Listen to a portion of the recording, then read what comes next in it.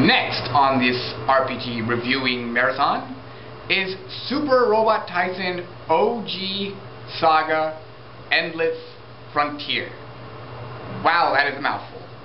So what is this game? Well, first of all, it's not a strategy game, even though it's a Super Robot Wars game, and it does not have the annoying Shinji, but it does not have the awesomeness that is Gene Gundam or Gao Gaigar. Sad. However, we are given 3 Namco characters, Reiji, Jaimu, and Cosmos, and a whole bunch of new characters. Basically, let's get down to the categories. First is graphics. Graphics can either be really gay or super awesome for the DS. The sprite work for these special attacks are awesome, and there's a lot of bouncy boobs. I tell you people, even their bras come off. I mean, there's no nipples, but it's a lot of bouncy. Yes, it's very pleasing and distracting when I lose my... Yes, combo. Yes, let's get into that right now. The combat system. The combat system in the game is great. There's 4 type of bars. Yes, it's called HP bar, which obvious, SP bar, which counts as MP, COM, which you always have 100%, and it basically lets you do how many actions you can in a turn. It determines how many actions you can do in a turn, and then there's the Frontier Gauge, which lets you do a special move when it's filled. Basically, this combat system works. You can use as many items as you want, even though depending on how much COM you have, and depending on how much COM an item uses. Also, your attacks use COM, meaning you can attack as many times as you want, as long as you have the COM up to 5 acts, meaning 5 attacks. Meanwhile, while you're attacking, and the whole point of this is to keep the enemy juggled in midair, so your attack isn't this. No, it's... And then you can cancel to another attack to keep them up in the air. You can use a support character to help you keep them up juggled in the air. And you can even switch to the next party member's turn during an attack to keep up in the air, to keep up your combo, keep up the critical, and make sure they don't do that fucking forced evasion shit, because that's really annoying. If you guys want a little more experience with this game, either find a way to play it or watch a video of it, because it's freaking sweet. And that's just the combat system. The combat system is just amazing. It's just freaking amazing. Now let's get into the story. The story is sort of basic. Basically, something from another dimension is ruining everything, Orbital Army, blah blah blah. However, the characters are so goddamn fun. Except Cosmos.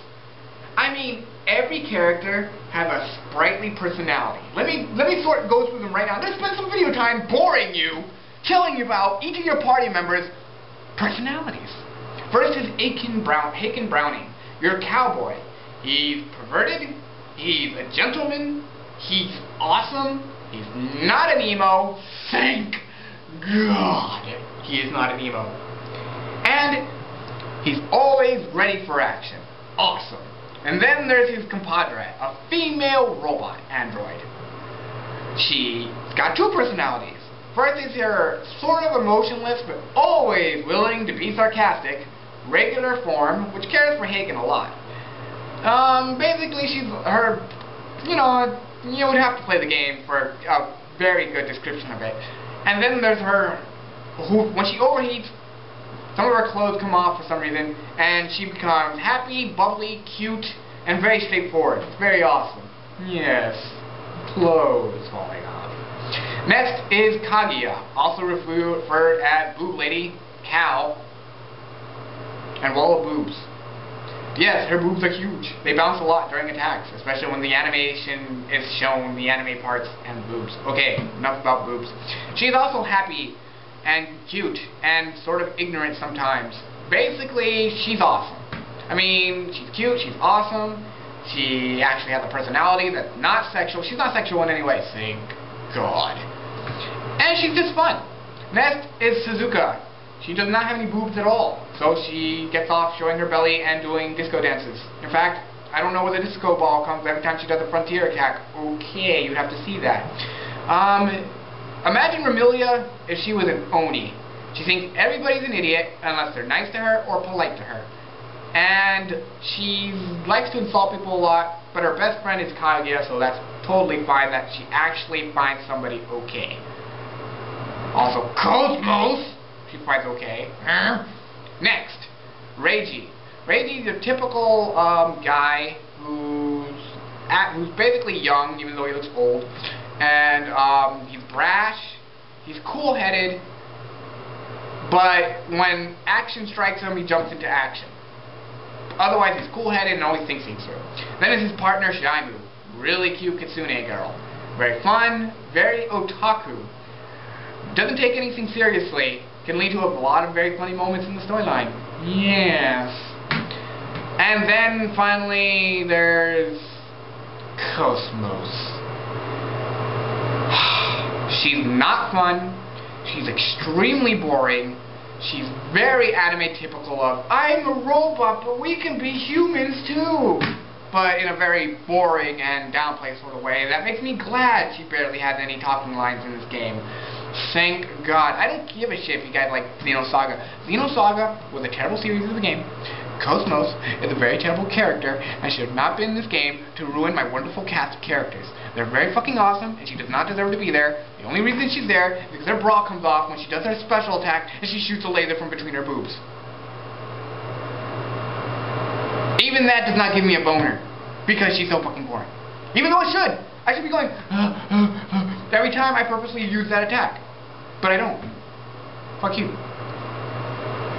I'm not going to explain much about the story because there's a lot going on and you would have to play it to really understand it. So, wow, I just wasted this time explaining characters and I didn't even get down to the overall. Or something else. I don't give a shit. Anyway, overall, I give this game a solid A. What prevents it from being an A+ is that the fact the game does get repetitive. You fight the same bosses over and over. There's a very small array of bosses that you fight over and over. And there's a lot of palette swaps of regular enemies. So basically you feel like you're fighting the same enemies over and over, but they're just stronger. That does get a little annoying. Other than that, the game is basically downright perfect. Even the ending is pretty satisfying. So I would really recommend a buy. Now, for tomorrow, hopefully, I'm still here, prepare for 2 big RPGs I think you all would like to hear. Ciao.